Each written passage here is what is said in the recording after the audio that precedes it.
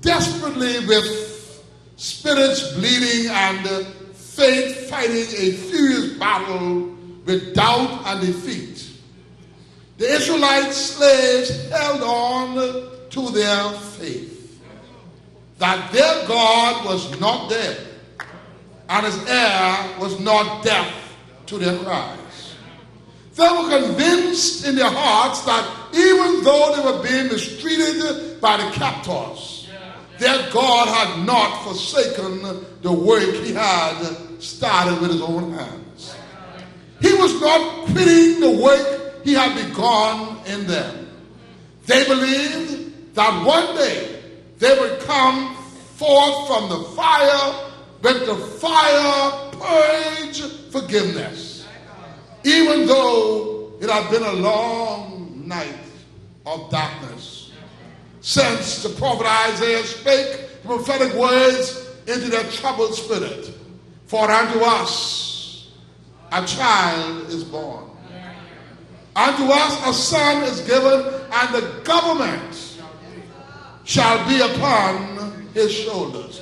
In other words, Isaiah was prophesying to them that God was about to send his son to deliver them from their oppressed bondage. And that Christ would rule and reign all over the earth. He was telling them that the morning of their deliverance would surely come. Even though the night of their struggles seemed so dark and so endless. You see, they were still God's people. And he was still their God. Have you ever been in a place? Have you ever been in a nighttime situation where it seems that the darkness of the night will never end? Have you ever been so closed in that you don't know where to turn? Don't fool me now. Have you ever been where the situation in your life has been so dark that you felt that morning would never come? Have you been swallowed up in a long night of nothingness? Your eyes leak until they're swollen. Your chest is painful from the agony of this darkened position. Have you ever been there? Could I tell you that just like the children of Israel, the morning would surely come. Hear this, in the midst of trials, in the midst of destructive forces of the enemy, in the midst of your fault and failure, God still moves. Some of us have been down so long. Some of us have been in this night of darkness so long. We just don't believe that God has a light on the other side of the tunnel. But for the child of God, I just say, hold on, in the midst of the darkness, morning is about to break. What's the text? The nation of Israel was in Babylon captivities. And when they got there, after a few years, many of them began to mix their religion with the idols and images of the Babylonian worship, thereby corrupting the true faith in one God. So for 70 years, God allowed them to suffer under the hands of the Babylonians. Isn't that just like God?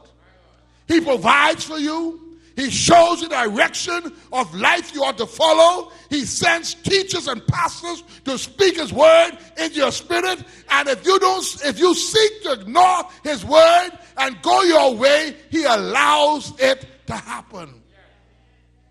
He allows you to suffer the consequences of the decision you make. God don't step in and stop you from making decisions, but he has shown you how to make right decisions. And when we make decisions that are not in his keeping, he allows us to go through whatever it takes to get our attention. But could I tell you, even when your decision does not live up with his way, he does not cut you off. Hallelujah. He keeps the door open for your return to him. Hallelujah. Hallelujah. No matter how bad you may be, no matter how far you may go from God, I stand to tell you, he has not yet shut the door. So for 70 years, there was a segment of Israel that prayed continually for God to deliver his people. Isn't that amazing?